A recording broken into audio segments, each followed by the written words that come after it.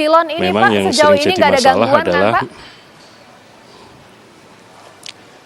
insya Allah nggak ada. Tapi yang ada itu kan begini Mbak, istilahnya seperti bottleneck ya.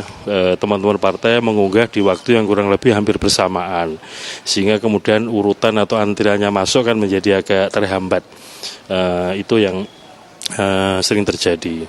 Demikian juga kami dapat laporan misalkan tadi itu ada semacam gangguan saluran kabel optik di daerah Buru Selatan di Maluku. Tapi kemudian dalam beberapa jam berikutnya kami sudah dapat konfirmasi bahwa sambungan itu sudah bisa terhubung lagi sehingga tidak ada kendala lagi. Pada intinya KPU menyiapkan helpdesk untuk forum konsultasi dengan tim dari partai politik atau LO, liaison officer, pejabat penghubung dari partai dalam rangka untuk konsultasi, dan juga KPU melayani kalau ada katakanlah problem-problem dalam urusan teknis pencalonan ini.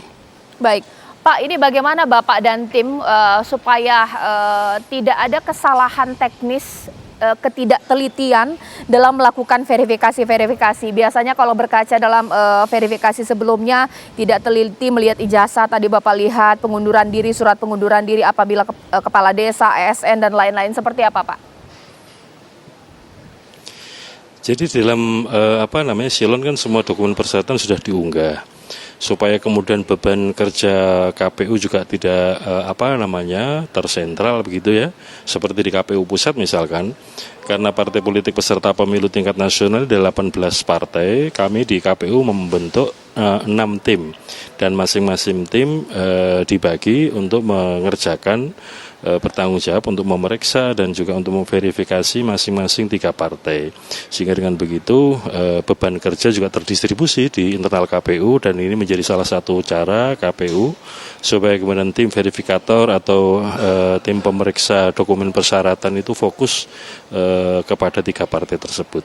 Itu diantara yang kami lakukan. Tentu ada proses cross-check, saling memeriksa antar petugas, dan kemudian setiap perkembangan dilaporkan kepada kami pimpinan KPU.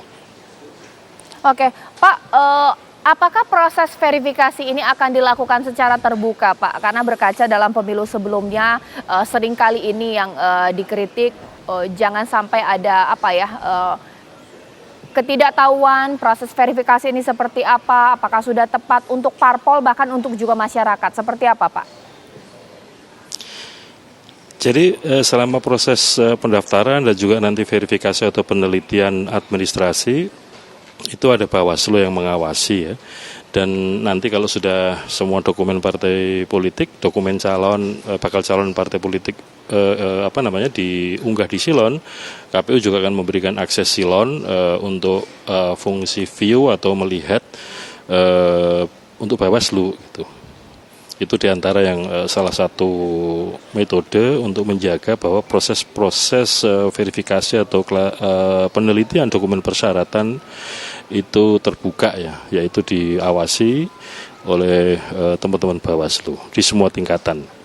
Oke, Pak, sejauh ini bagaimana partisipasi bacalek perempuan Pak? Apakah kira-kira kita akan mencapai kuota di 2024 Pak? Kalau yang kami lihat ya, saya belum bisa memastikan seluruhnya ya. Dari partai politik yang 18 partai politik yang sudah hadir ke KPU mendaftarkan diri, setidak-tidaknya sudah ada 15 partai, itu semuanya mendeklar bahwa keterwakilan bakal calon DPR RI perempuan di setiap dapil itu sudah memenuhi batas minimal keterwakilan perempuan 30%. Ini menurut pimpinan-pimpinan partai politik. Tapi kan kami akan memastikan lagi nanti pada tahap verifikasi dan penelitian dokumen persyaratan. Baik, terima kasih Ketua KPU Bapak Hasyim Asyari. Mudah-mudahan nanti terima kasih Mbak. Kita akan melihat ini masih ada tersisa beberapa jam lagi ya untuk nanti partai politik mendaftar. Sejauh tadi 3 partai politik belum daftar pemirsa.